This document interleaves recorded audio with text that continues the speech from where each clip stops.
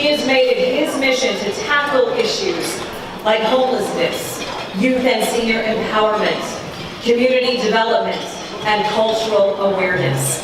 He has rallied and led the charge against causes such as racism and workplace discrimination, violence and negativity toward women, and exploitative advertising. He is currently a member of the Presidential Advisory Council on HIV and AIDS and sits on the board of New Visions for Public Schools. Please give a warm round of applause and welcome our keynote speaker for this afternoon, the Reverend Dr. Calvin O. Butts.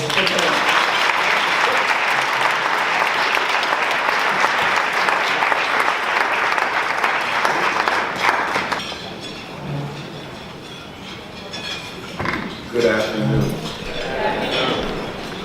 Let me tell you how delighted I am to be once again among what the boys call the Philadelphia Negroes. I don't think that there is any gathering that is as prominent as this one concerning African Americans in the United States of America. There are prominent Negroes in New York. There are prominent Negroes in Houston, in Los Angeles. But I think there is no more prominent gathering of Negroes than those here in Philadelphia.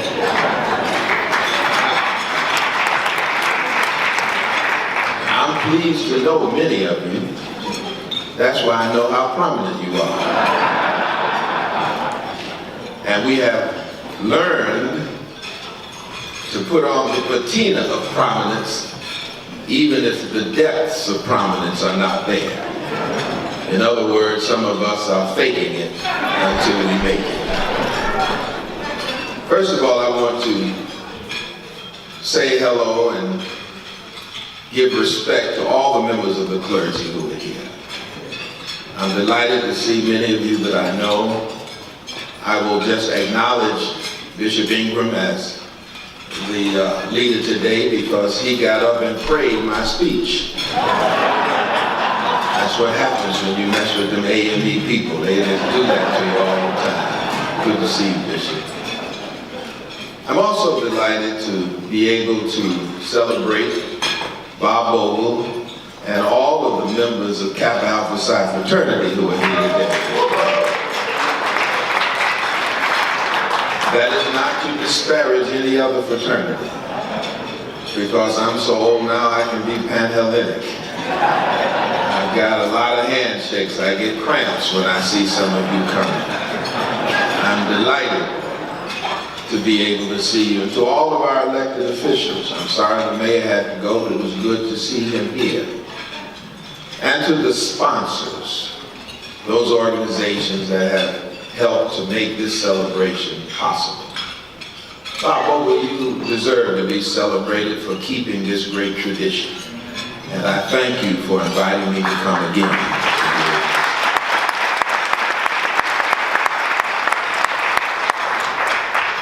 To our honorees, Dr. Shaw, distinguished leader of our convention, erudite clergy person, a dear, dear, dear friend of all up-and-coming ministers. He has been a supporter of mine and an encourager of mine since I entered ministry many, many years ago. Congratulations, Dr. Shaw. May you get many, many more honors.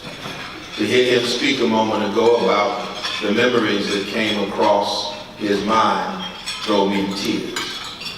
Here is a man who's lived a long time, accomplished much, and yet never will forget those memories and people who were bridges that brought him over. God bless you. And to our brother in advertising, Ad Veritas, that leads us toward the truth. if there is anything that we need now more than anything else, is truth in advertising. And I was delighted to see Brother Beach make his way to the front and speak to us as he did. A true example of a great Philadelphia black man. Congratulations. Listen, I have to make these long introductions because they took my speech. Everybody who got up here spoke. And Vernon Odom, my beloved brother, it's so good to see you. Congratulations to you. You look good. And I have followed your career from time to time, been able to see you. And so to bind each son the other in ties more brotherly. God bless you. God bless the memories we have from Morehouse College. And thank you for your true leadership. In journalism, a journalist, Bob Vogel in the Philadelphia Tribune, John B. Russwurm, Christopher J. Perry. All of these things point to leadership in journalism, all of these names. And dearly beloved, if you have ever heard me, and I say this everywhere I go, this is my mantra: education and faith, the Tigris and the Euphrates of our liberation, twin rivers at the source of our redemption. Without a trained mind and an inspired heart, you can go nowhere. And I believe deeply in all of my years at Abyssinian Baptist Church and in all of my years at the State University of New York, College at Old Westbury, winding up 20 years as a college president. That's 3 times the shelf life of most college presidents.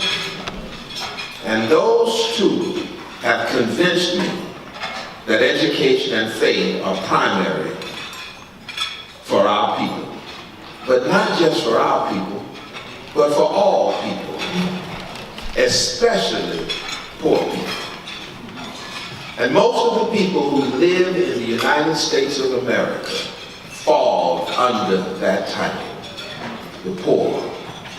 And I want to suggest to you that while we all look marvelous today, if we would just scratch the patina that I spoke of earlier, you would find that the depth is not there. Well, how can you say that, Butts? I took a look during the last shutdown at the federal employees who had to go 2, 3, 4 weeks without pay. The shock was that many of them were in dire straits, living from paycheck to paycheck. This is something that we have struggled hard to prevent. We tried to say to people, save your money. We tried to say, economize. We tried to say, based on our experience, not to be hypnotized by the world. And make sure, particularly people of African descent, that we live conservative lives. I'm thinking about running for president of the United States. Every other Negro had jumped in the race.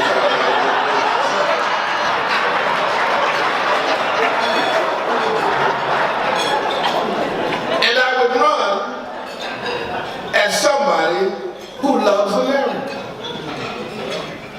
I love this country. I don't know of any other country that I could go to and feel comfortable. I like being able to get on the Amtrak and run down the street, if you will, show up in Philadelphia. I love coming into this great city. I love going to Atlanta. I love going to Houston. I love going to any of our great cities and meeting my sisters and brothers. Knowing that many of you originated right here in Philadelphia. Some of you came from South Carolina, Florida, Georgia, Alabama. But we have developed into a nation within a nation. Strong and powerful and beautiful people who have achieved much and have so much more to achieve. But in our efforts to achieve and to grow as Americans, we have met, I think as the bishop suggested in his prayer, every obstacle that you can imagine being put in our path. It's been devastating. We've had a lot of smiling faces, but you know, sometimes they tell lies. We've had a lot of pats on the back, and thank God for men and women who have risen to that rarefied place where they truly do not see color and judge people by the content of their character. Thank God for those men and women who are not bound by the old stereotypes and who are not mired by the lies that have been told and the misconceptions that have been perpetuated. Thank God for them, so that all of us might be able to make America great. That would be my other campaign promise. I'm going to make America great again. Yeah. America never was America for me. Poor, white, fooled, and pushed apart. I told you, I'm concerned about black people and those who have made tremendous contributions. We're in Philadelphia. Where would this nation be without Richard Allen? A man, listen, dragged from his knees, but also the founder of the Free African Society.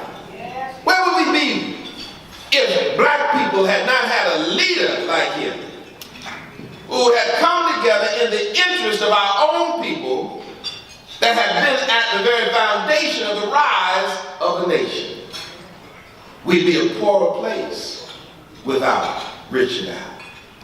Where would our nation be without, this is Philadelphia, Octavio Cotto? I had to come up with this quick because I told you they took my speech. But I believe I read about this man who fought so hard to guarantee people in this region could vote, and then was killed, shot to death, I believe, as he was going to cast his first vote. C.B. Moore, Cecil B. Moore, yeah, a dynamic leader whose activism helped black people, colored people, Negroes move forward in Philadelphia. But these are not just Philadelphia illustrations good for the people of Philadelphia. These are illustrations good for the people of the nation. And particularly, they're good, yes, for everybody to know. I don't want this to be an exclusion. Black history is American history, but especially for black people to know and to remember. Christopher J. Perry, the longest continuing published black paper in America. And the young men and women today need to know it, because as they are courted, and we want them to be courted, we want them to be pulled into the NBCs and the CBSs. We want them to be at the Wells Fargo banks and in the great healthcare systems. We want them to be a part of this, but as they are, we want them to operate a little like saints in Caesar's household. We want them to be there with the memory and the knowledge that would tell them how to make a decision on behalf, yes, of black people, but on behalf of poor people in America.